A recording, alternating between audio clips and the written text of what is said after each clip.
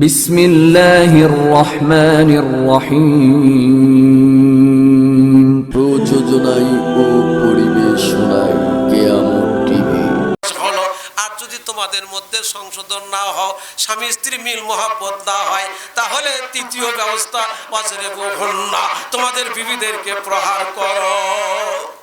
3 number পদ্ধতি হলো তখন তোমরা প্রহার করো, একটু হালকা মার দাও, একবারে হালো পান্টি দিয়া মারিয়া মাটি ছুঁয়ে দিও না, বুঝলেন?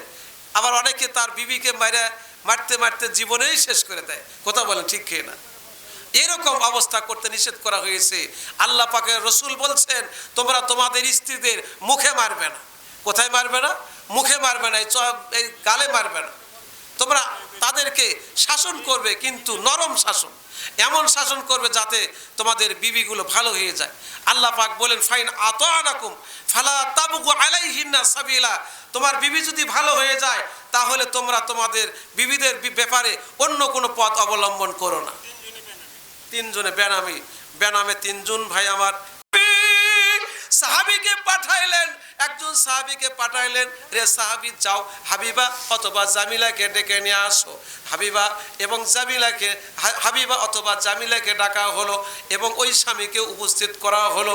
এবার উপস্থিত করার পরে আল্লাহর নবী ফয়সালা করে দিলেন, তুমি যে তোমার স্ত্রীর গালে চর মারছিলে তার হাত ধরে মাফ নাও।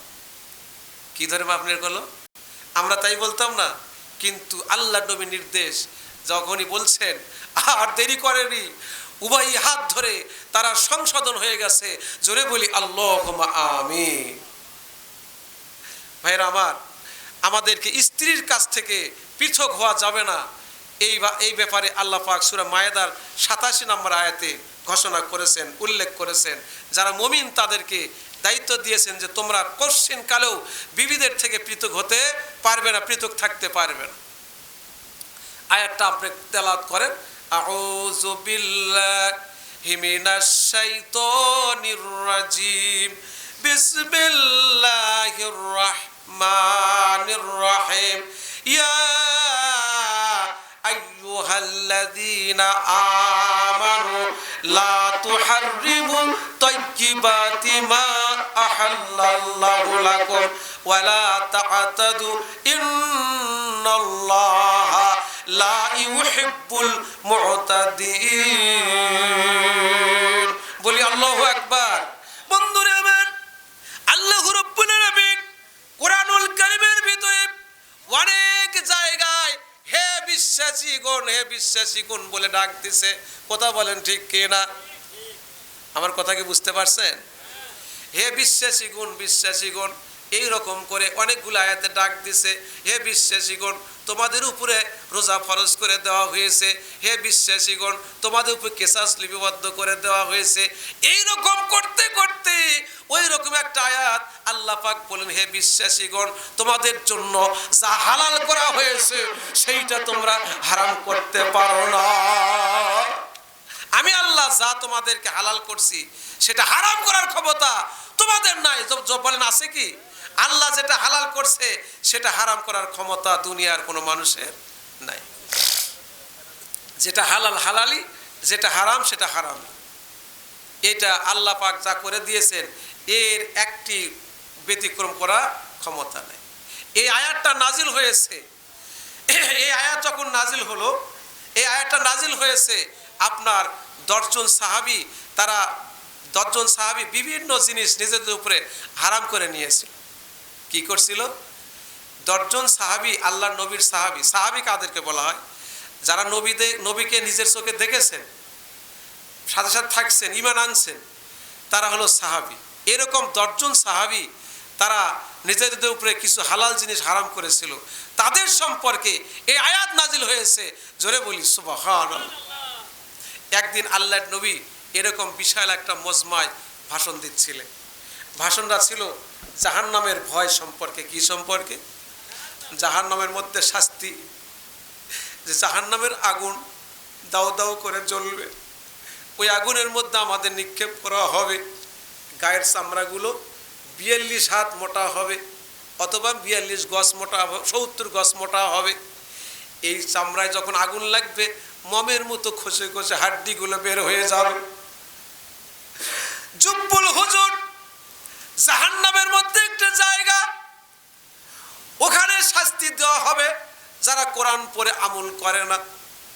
ওই জুব্বুল হুজুর এমন ভয়ঙ্কর জায়গা, স্বয়ং জাহান্নাম পর্যন্ত আল্লাহর কাছে প্রার্থনা করে, আল্লাহ জুব্বুল হুজুর যেন আমার মধ্যে স্থাপন করা না হয়। এইরকম জাহান্নামের ভয়াবহ আলোচনা করতেছিলেন। আর সাহাবারা এইগুলো শুনে চোখের পানি ছেড়ে ছেড়ে হু হু হু হু করে কাঁদতেছিলেন। চোখের পানি ভেসে ভেসে, বুক ভেসে ভেসে জমিনে পড়ে যাওয়ার উপক্রম হচ্ছিল। ভাষণ যখন শেষ হলো, 10 জন সাহাবী, অনেকগুলো সাহাবীর মধ্য থেকে 10 জন সাহাবী হযরত উসমান ইবনে মাজুনের বাড়িতে বৈঠক দিল। কোথায় বৈঠক দিল? উসমান ইবনে মাজুন একজন সাহাবী, তার বাড়িতে 10 জন সাহাবী বৈঠক দিল। বৈঠক দিয়ে আলোচনা করলো, ও দুষ্টরা দেখো, খ্রিস্টানেরা আল্লাহর ইবাদত করার জন্য কত কিছু নিজেদের উপরে হারাম করে দিয়েছে, কত কষ্ট করে। তারা সারা দিন রোজা রাখে, সারা বছর রোজা রাখে, কোনোদিন রোজা ছাড়ে না। সারা বছর রোজা রাখলে হবে? সারা বছর রোজা রাখলে হবে না। বছরে 5 দিন রোজা রাখা হারাম। বছরে 5 দিন রোজা রাখা কি হারাম? 5 দিন রোজা রাখা হারাম। কি কি দিন? 2 ঈদের দিন রোজা রাখা হারাম। তারপরে ওই কুরবানির ঈদের পরে 3 দিন, আইয়ামে তাশরিক বলা হয় 3 দিন, তাহলে কয় দিন হলো? 5 দিন। এই 5 দিন রোজা রাখা হারাম। এই 5 দিন বাদে সারা বছর রোজা রাখতে পারবেন, কিন্তু ওরা কোনো হারাম হালাল নেই, সারা বছরই রোজা রাখে। কিসের জন্য রাখে? আল্লাহর ভয়ে। ওরা কোরআন মানে না, ওরা ওই আগের কিতাব মানে। যারা আগের কিতাব মানে, কোরআন মানে না, তারা কি মুসলমান থাকতে পারে? তারা কিন্তু মুসলমান থাকতে পারে। বন্ধুরা, এমনি ভাবে 10 জন সাহাবী তারা সিদ্ধান্ত নিল, আমরাও সারাদিন রোজা রাখবো। আবার কেউ বলল সারা রাত্রি ঘুমাইবো না, আবার কেউ বলবো গরুর গোশত খাবো না, আবার কেউ বলবো আমি বাড়িতে থাকবো না। এইরকম সিদ্ধান্ত নিয়ে উসমান ইবনে মাজুন, যার বাড়িতে বৈঠক দেওয়া হয়েছিল, ওই সাহাবী বলল আমি আজ থেকে আর বাড়িতে থাকবো না, আল্লাহর জন্য ইবাদত করার জন্য আমি বাড়ি থেকে বের হয়ে যাব।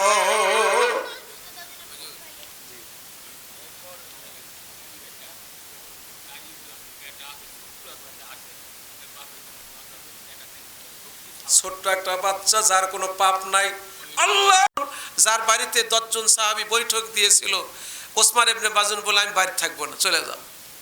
বাড়িতে চলে গেছে, বউ থুয়ে চলে গেছে, বউ বাচ্চা রেখে বাড়ি থেকে চলে গেছে। ইসলামে কি বৈরাগ্য আছে? বৈরাগ্য ইসলামে নাই। বাড়ি ছেলে চলে গেছে। এবার 1 দিন 2 দিন করতে করতে প্রায় 1 মাস হয়ে গেল। এটা দেখে ওসমানের স্ত্রী নিজের চুলগুলো সুন্দর করে আঁচড়ে না, কাপড়ও পরিষ্কার করে না। একদিন এই অবস্থায় ওই ওসমানের স্ত্রী আল্লাহর নবীর দরবারে গেলেন বিচার দেওয়ার জন্য। কার কাছে? নবীর কাছে বিচার দেওয়ার জন্য গেলেন। যায় দেখে সেদিন আল্লাহর নবী বাসায় নাই, বাসায় আছেন তার স্ত্রী আয়েশা রাদিয়াল্লাহু আনহা। কে আছে? আয়েশা রাদিয়াল্লাহু আনহা আছেন। আয়েশা রাদিয়াল্লাহু আনহাকে বললেন যে আমার স্বামী প্রায় 1 মাস হলো বাড়ি ছেড়ে চলে গেছে, আমার খোঁজ খবর নেয় না, সেজন্য আমি আমার নিজের শরীর ঠিক মতো গোসল করি না, পোশাকও সুন্দর পরিষ্কার করি না, এই অবস্থা হয়ে গেছে। সেদিন আল্লাহ নবী বাড়িতে ছিলেন না। বেনামে আরেকজন 500 টাকা, আল্লাহ তুমি তার দান কবুল করো, জানে মাল বরকত দাও আল্লাহ। আল্লাহ নবী বাড়িতে আসলেন। আয়েশা রাদিয়াল্লাহু হাসলেন। কি ব্যাপার, তুমি হাসলে কেন? কয় যে হাসবো না, ওসমান ইবনে মাজুন 1 মাস হলো বাড়ি থেকে চলে গেছে, বিবির খবর নেয় না। তখন আল্লাহ নবী ওসমান ইবনে মাজুনকে ডাকলেন, ডেকে শুনলেন কি ব্যাপার, তুমি নাকি বাড়ি ছেড়ে চলে গেছো, তোমার বাড়ির খোঁজ খবর রাখো না। তখন তিনি বললেন, হুজুর গো, ওই যে সেদিন আপনি যে ভাষণ দিয়েছিলেন, জাহান্নামের কথা বলতেছিলেন, ওই জাহান্নামের ভয়ে আমরা 10 জন সাহাবী সিদ্ধান্ত নিয়েছিলাম, তার মধ্যে আমি সিদ্ধান্ত নিয়েছিলাম আমি বাড়ি ছেড়ে চলে যাব, আল্লাহর ইবাদত করব, আমি আর সংসারের কোনো খোঁজ খবর রাখবো না। আল্লাহ নবী তখন বললেন, হে ওসমান ইবনে মাজুন, আমিও তো মানুষ, আমি হাটে যাই, বাজারে যাই, আমার স্ত্রী আছে, আমি ঘুমাই, আমি খাই, আমি সব কিছু করি। জোরে বলেন কথা ঠিক খেয়ে না? সুতরাং তুমি যাও, এই মুহূর্তে তোমার বিবির সাথে মিলিত হও। ওসমান বললেন, আমি তো রোজা রাখছি। নবী বলেন, রোজা ভঙ্গ করো।